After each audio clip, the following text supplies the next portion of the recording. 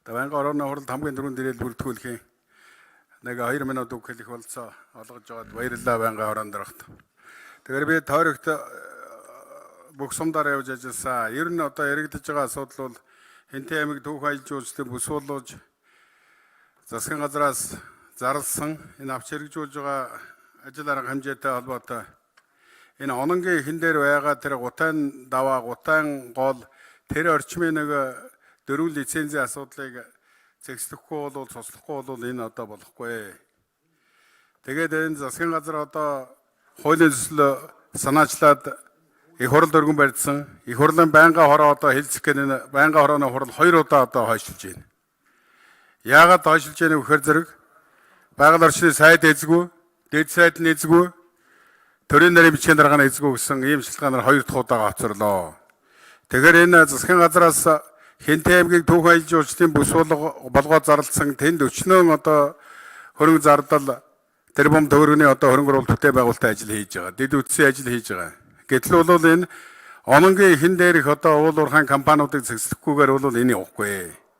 Өнөөдөр бол энэ 10 гаруй жил Хинтийн нуруу өмнө талаас Хинтээ аймгийг одоо уул уурхайн хариуцлагагүй үйл ажиллагаанаас жаахан хязгаарлаж хол байлгасны энэ үр дүндэл одоо түүх аялал жуулчлалын бүс болох болцоо бүрдэж байгаа шүү дээ.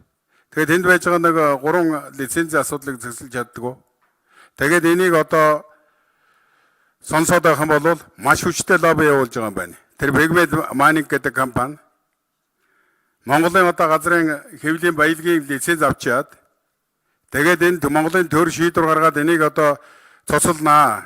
Ийм онцгой бүсийг одоо хуулийнхаа дагуу тусгай хамгаалтанд авъя гэхээр янз бүрийн одоо арга сам хийгээд гадаадын тэр Андерсон гэнэ хаанах гэнэ тийм одоо өмгөөлийн том ферм хөлсөд авцсан.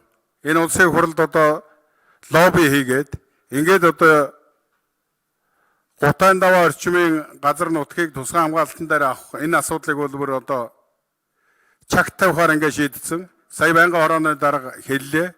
Тэр гадаадын өндөр үнэтэй одоо хуулийн фермийн хөлсөлж авсан энэ одоо өмгөөлийн бичиг баримтууд тэгээд энэ дотор одоо хүчтэй явагдаж байгаа энэ лоббитэй холбоотойгоор хууль зүйн байнгын хороо одоо шийдвэр гаргаад ингээд одоо энийг бол тусгай хамгаалтанд ахуулахгүй байх энэ ажил бол ил цагаан ингээд явж гин шүү. Ийм маягаар одоо явж иж болохгүй шүү.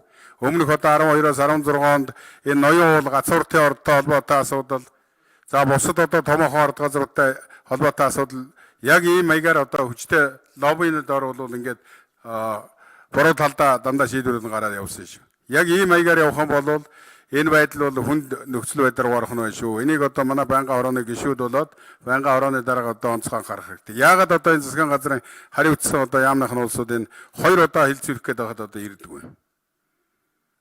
За Батэрдэн гишүүн бас тойргийн гишүүний хувьд өөрөө бас энэ гутаан даваа орчмыг тусгай хамгаалтанд авахулахаар зүтгэж байгаа гишүүний хувьд хэлэх нь аргагүй. Гэхдээ энэ авагдана гэж бодож байна. Байнгын хороогоор асуудал нь орох гээд байж байгаа та мэдж байгаа. Яг өнөөдөр бол одоо Цэрэнбат сайд байгаль орчин аялал жуулчлалынхаа яамны хүмүүстэй хууль бус алт олборлогчтой энэ асуудлаар сэлэнгийн нутгаар яг ажиллаж байгаа томилтоор. Тэгээд дэд сайд нь байхгүй, төрийн нарийн байхгүй. Түүнээс гадна түрүүн хэлсэн хууль зүйн байнгын хороос яг бичиг 4 сая би авлаа. Бас энэ тусгай хамгаалтанд авахтай холбоотой асуудлаар бас бичиг ирүүлсэн байна. Энийг бас ажлын алба судалж үзэх шаардлагатай. Тэгээд дараачийн хурлаар хэлцэх болно гэдгийг бас танд хэлье.